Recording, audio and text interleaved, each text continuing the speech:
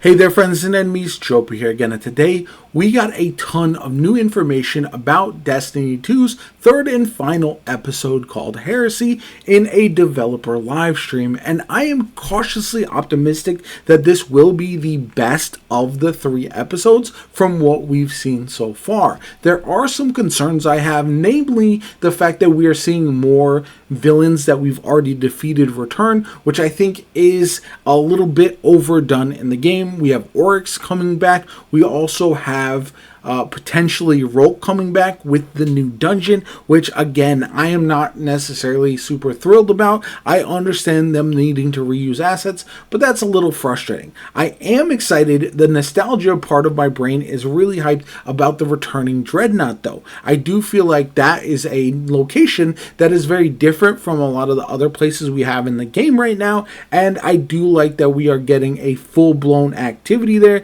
that sounds pretty interesting, and it's one that I do feel like could be replayable like the coil and bring people back if there are reasons to replay it over and over again and be excited to chase the new loot that might be better than what we already have in our vaults. Now, as far as the activity, it is called the Heresy, the Nether, and 3-player activity, no health regen, ammo drops are limited, there's different modes available, exploration, which is going to allow you to wander around. You still have objectives to complete, but you can search for a lot of the different secrets that are supposedly there, and I do hope there's a lot, because one of the best parts about the Dreadnought in D1 were all the secrets. There's a match-made version as well as an expert version as well. A lot of things to find, things to break, and a lot of different buffs and debuffs that you can possibly get as well. So all of that sounds pretty good, and I do like when they do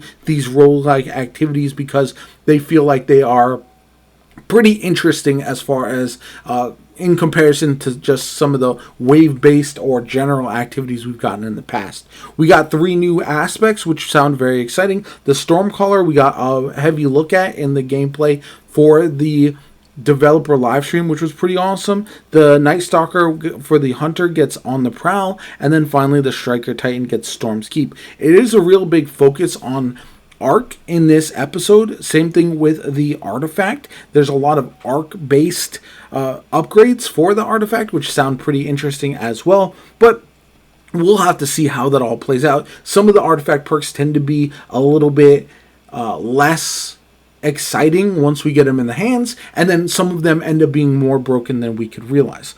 But one of my favorite things that we saw today were the 2 new exotics, which look absolutely awesome. The first one is called the Barodiad, and it is like a submachine gun that's a circle, and it looks absolutely insane. It has the intrinsic trait Panic Response.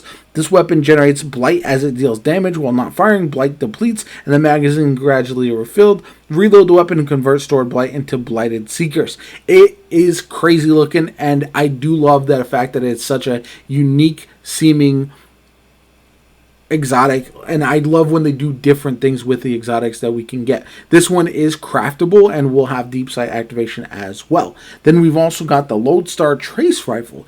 This is an arc trace rifle that does take primary ammo, and once you fill up a meter, you can essentially convert it into a pulse rifle type of fire rate when you ADS. It sounds crazy, but it's more exciting to talk about the fact that you will be jolting targets all over the place once you ramp it up as well. So I'm really looking forward to using that, especially this season, which with a heavy focus on arc as well.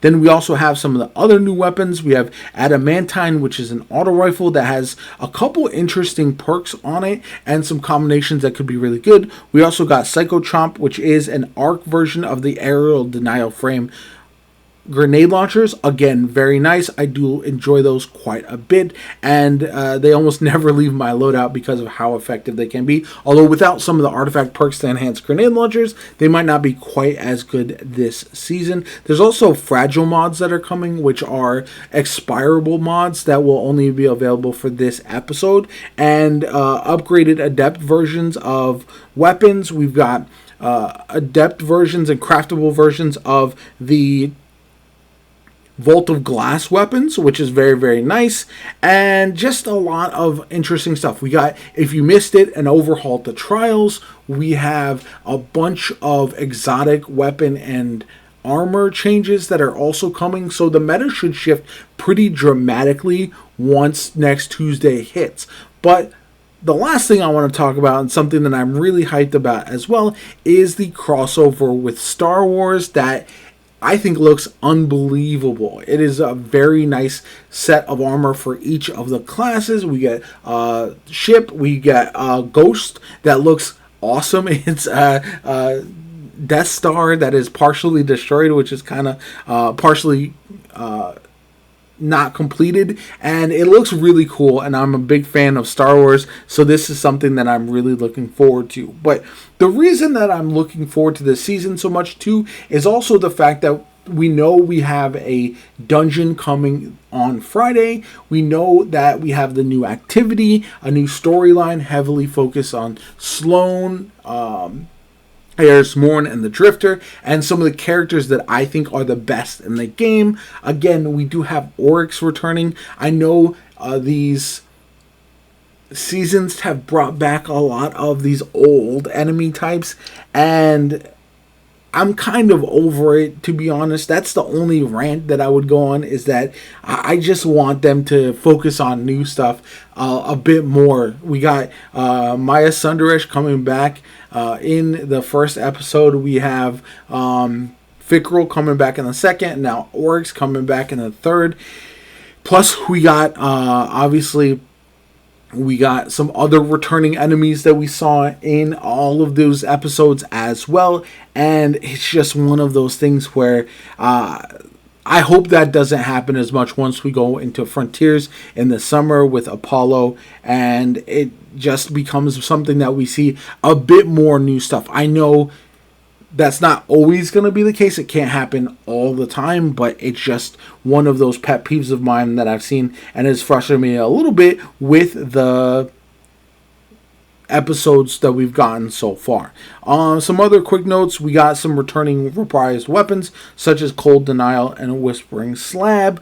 We've got some other exciting no new armor, exotic armor. That's the other thing I wanted to mention. I almost forgot. And that's something that a lot of people are upset about. They went with aspects instead. I think it's fine either way. If we had to pick one, I understand why people might like exotic armor better. I personally am glad that we're getting new aspects, because I feel like you're able to then use an old exotic armor that got buffed, combine it with a new aspect, and potentially really create interesting builds that can bring forward some of the old exotic armors that haven't been utilized to the maximum potential. And that's just something that I really think could be really, really nice. Anyway, let me know what you guys think in the comments down below. Are you excited about next week and the new season? Let me know. Like, comment, subscribe. I am pretty hyped about it. I will be playing it quite a bit when the new season drops, and I hope that I can jump back in and stay with the game a bit longer than I have the last couple episodes, the last one especially. Let me know what you guys think in the comments down below. Like the video. My name is JoPa. Have a good one. I'll catch you all later.